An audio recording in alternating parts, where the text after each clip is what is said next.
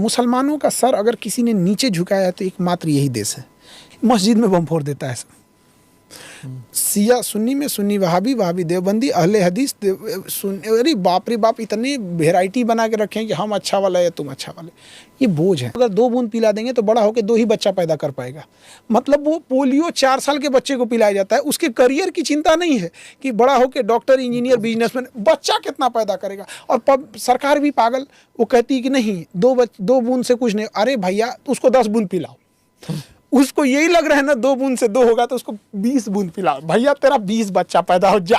पाकिस्तानी था वहाँ पे, तो हम अपना सीट बदल दिए एयरपोर्ट पे। वो वहाँ पे बैठा हुआ था, चार्ज कर रहा था मोबाइल, हम बगल में, हम फट जाएगा ये कब, किसी को नहीं पता है। दुबई और पाकिस्तान में शेर और सुअर का अंतर है। नमस्कार दोस्तों, मैं हूं अमित और आप देख रहे हैं यथा अर्थ। दोस्तों, जैसा कि आप सभी लोग जानते हैं कि शिक्षा के क्षेत्र में खान सर का बहुत नाम है और खान सर शिक्षक के साथ साथ बहुत अच्छे इंटरटेनर भी हैं। वह किसी भी बोरिंग सब्जेक्ट को बड़ी ही आसानी से समझा देते हैं और इनके फॉलोवर हर वर्ग और हर आयु के लोग हैं। दोस्तों, आज के इंटरव्यू में खान सर ने पाकिस्तान और बांग्लादेश के बारे में खुलकर अपनी राय रखी है, जिसमें किसी को गधा तो किसी को सुअर की उपाधि दी है। दोस्तों, ये इंटरव्यू बहुत ही इंटरटेनिंग होने वाला है और इसे पूरा लास्ट तक जरूर देखें। और वीडियो अच्छा लगे तो वीडियो को लाइक करें और चैनल को सब्सक्राइब जरूर करें और अपनी राय कमेंट में जरूर बताएं। धन्यवाद। पाकिस्तान, हमको लगता है ये मतलब पूरी दुनिया में एक बोझ है। और मुसलमानों का सर अगर किसी ने नीचे झुकाया है तो एकमात्र यही देश है। इस जितना मुसलमान यहाँ रहते हैं, इंडिया में भी उतने मुस्लिम रहते हैं, बट फ़र्क है। मुस्लिम और इंडियन मुस्लिम होने में फ़र्क है। दुनिया का सबसे बड़ा मुस्लिम कंट्री इंडोनेशिया, कि इंडोनेशिया की वजह से किसी मुसलमान का सर नीचे नहीं झुकता है। दुबई मुस्लिम कंट्री है, उसके वजह से किसी मुस्लिम का सर नीचे नहीं झुकता है। बहरीन, कतर, सऊदी अरब, हम लोग सीखते हैं सऊदी अरब से कि वैसा कानून इंडिया में होना चाहिए कि किसी महिला के साथ अगर कुछ हो रहा है या किसी के साथ जघन्य अपराध को तो हाथ काट दो। हम लोग रोल मॉडल दिखाते हैं। लेकिन पाकिस्तान की वजह से आज मुसलमान अपने आप को सोचे कि मुसलमान को अगर जिल्लत सहना पड़ रहा है तो उसमें 80% योगदान बस इन्हीं चोट्टों का है। यहाँ पे मस्जिद में बम फोड़ देता है सब। सिया सुन्नी में सुन्नी, वहाबी वहाबी, देवबंदी, अहले हदीस, अरे बाप रे बाप, इतने वेराइटी बना के रखे हैं कि हम अच्छा वाला है तुम अच्छा वाले। ये बोझ है। और सबसे बड़ा खराबी क्या होता है इन लोगों में कि अगर ये किसी गलत काम कर रहे हैं तो उसमें भी अल्लाह अकबर बोलते हैं। तो इंसान फ़र्क क्या करेगा? कोई नमाज पढ़ने जा रहा है अल्लाह अकबर बोल के, आप वही बात बोल के किसी मासूम को ताज होटल में कोई छुट्टियां मनाने गया उसको गोली मार दोगे। तो ये सोचिए कि ये दूसरे के दुश्मन तो बाद में हैं, ये सबसे बड़े दुश्मन अपने हैं। पूरी कम्युनिटी को बदनाम करके रखे हैं सब। पर आप अगर बहुत से लोग हैं जो कहते हैं हम एक ही किस्म के लोग हैं, यहीं से तो निकले थे पाकिस्तान, हम भाई हैं, हम एक ही हैं, हम भारत और पाकिस्तान, आप उनके लिए क्या कहेंगे? मारना चाहिए ऐसे इन लोगों को। एकदम आशावादी लोगों का ना इंडिया में ना, ये जिन्ना ने देश लिया ये खतरनाक नहीं था, जिन्ना ने जिस तरीके से देश लिया वो खतरनाक था।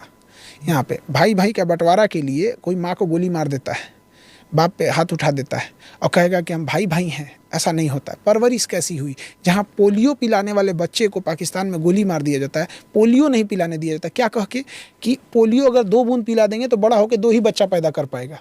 मतलब वो पोलियो 4 साल के बच्चे को पिलाया जाता है, उसके करियर की चिंता नहीं है कि बड़ा होकर डॉक्टर, इंजीनियर, बिजनेसमैन, बच्चा कितना पैदा करेगा। और सरकार भी पागल, वो कहती है कि नहीं 2 बूंद से कुछ नहीं। अरे भैया उसको 10 बूंद पिलाओ।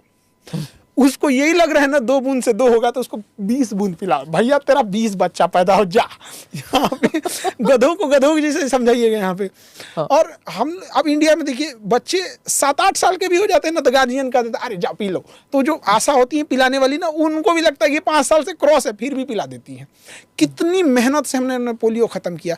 आइए बगल में पोलियो लेके घूम रहा है, कौन कब फटेगा पता ही नहीं चलेगा। हम दिल्ली एयरपोर्ट पे थे तो ऐसे पता चल रहा था, तो एक पाकिस्तानी था वहाँ पे, तो हम अपना सीट बदल दिए एयरपोर्ट पे। वो वहाँ पे बैठा हुआ था, चार्ज कर रहा था मोबाइल, हम बगल में, हम फट जाएगा ये कब, किसी को नहीं पता है।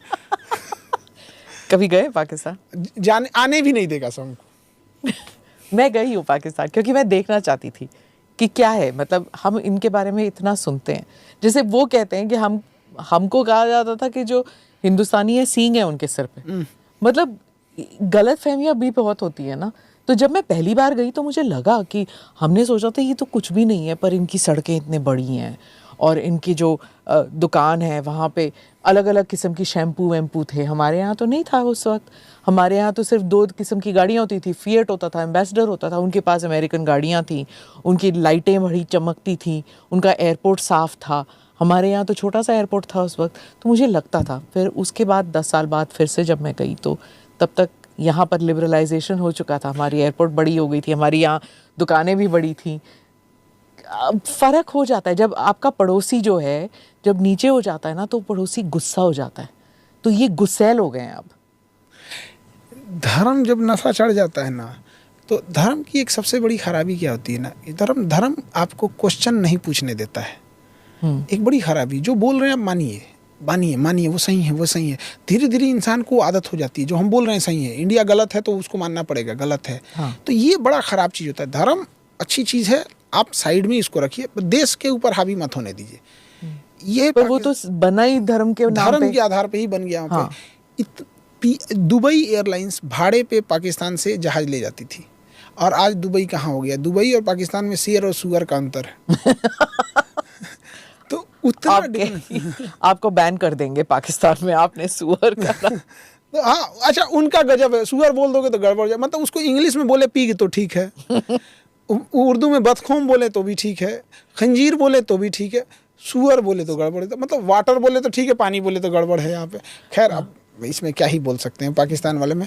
मेरे कुछ ऑफिस के लोग जब एप्लीकेशन वगैरह बनाए थे तो बड़ा टारगेट अचीव किए थे वो लोग कि बच्चों को, हम लोग ने 1 करोड़ बच्चों को एप्लीकेशन पे पढ़ा दिया।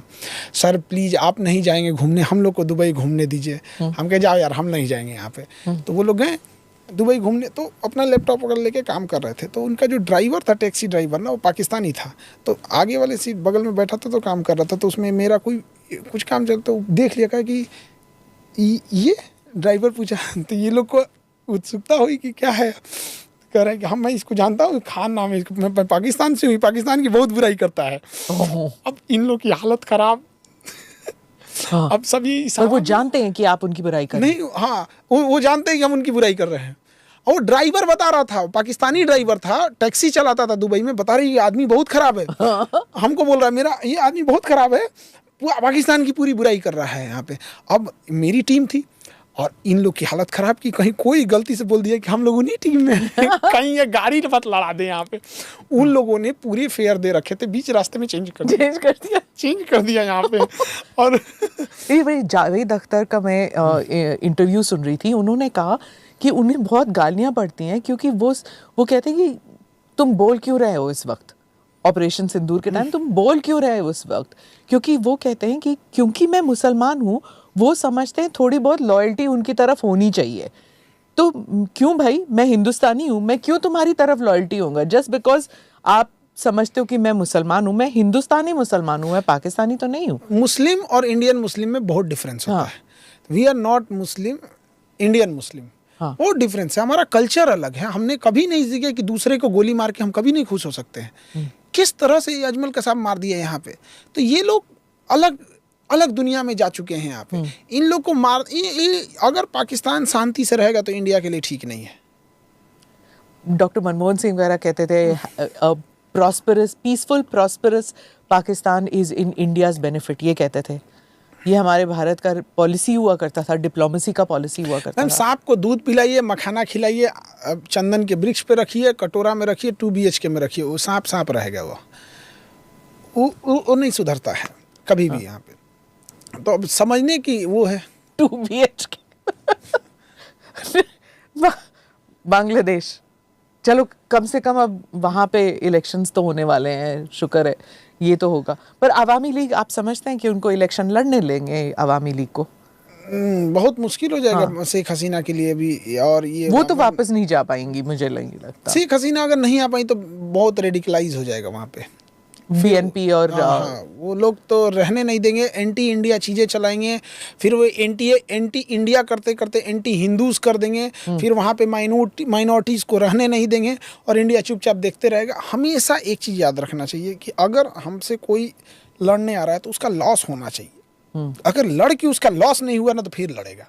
यही इंडिया के साथ होता है। पाकिस्तान मार के आतंकवाद वगैरह करके कहते क्या करेंगे, 2-4 बम मार के फिर ऑपरेशन सिंदूर बंद करके चले जाएंगे। लॉस नहीं होता है। अगर बांग्लादेश कुछ भी करता है, चिकन नेक चौड़ा कर दे, त्रिपुरा खींच दे, चिड़गांव बना दे, क्या जाता है, चिकन नेक को चौड़ा करके वहाँ हिंदूज को बसा दे, कोई दिक्कत नहीं है। रोहिंग्या जो भारत में घुसे हुए, चिकन नेक चौड़ा करके वहीं से वहीं बसा दे, उनको एक सेपरेट, जैसे यूक्रेन में कैसे किया, डोनबास का डोनेस्क, सेपरेट आइडेंटिटी दे दे, वर्ल्ड कुछ नहीं बोलेगा, और पीस साइन कर दे कि आपकी एक्सटर्नल पॉलिसी एंड डिफेंस हम लोग देखेंगे, खत्म। एम्बिशियस।